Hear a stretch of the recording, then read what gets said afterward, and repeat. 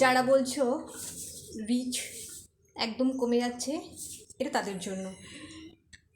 আমাদের যাদের খুব কম ফলোয়ার্স রয়েছে বা ফ্রেন্ডস রয়েছে পেজে বা প্রোফাইলে, তাদের কি হয়, তাদের তো ভিউয়ার্স কম হয়, তাই অটোমেটিকভাবেই রিচটা কমে যায়। তো আমারও এই জাস্ট কদিন আগেও আমার মাত্র 10,000 রিচ ছিল, আর ওই 1-2 হাজার মতন এনগেজমেন্ট ছিল।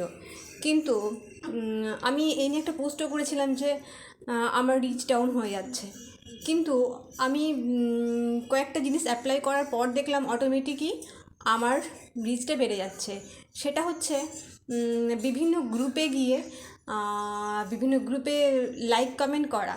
আসলে গ্রুপে তো প্রচুর সদস্য থাকে, সেখানে কি হয়, তোমার মানে কথাটা তোমার লেখাটা যেহেতু তুমি পোস্ট করছো, সেখান থেকে অনেকের কাছে পৌঁছায়, ফলে রিচটা এমনিতেই ওখান থেকে বেড়ে যায়।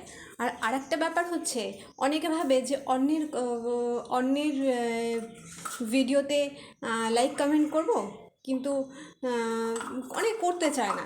কিন্তু এটা হচ্ছে একটা কথা যে যত অন্যের ভিডিওতে কমেন্ট করবে, মানে ভালো ভালো কমেন্ট, খারাপ নয়, কারণ খারাপ কমেন্ট করলে তোমার সেখান থেকে ফলোয়ার্স বা কিছুই তো বাড়বে না। ভালো যখনই তুমি কমেন্ট করবে, তখন অটোমেটিক্যালি তোমাকে অনেকে ফলো করবে বা তোমার পেজে এসে লাইক করবে, কমেন্ট করবে। তো সেই থেকেও কিন্তু রিচটা বাড়ে। তো রিচটা কিন্তু আমাদের নিজের হাতে বাড়ানো যায়।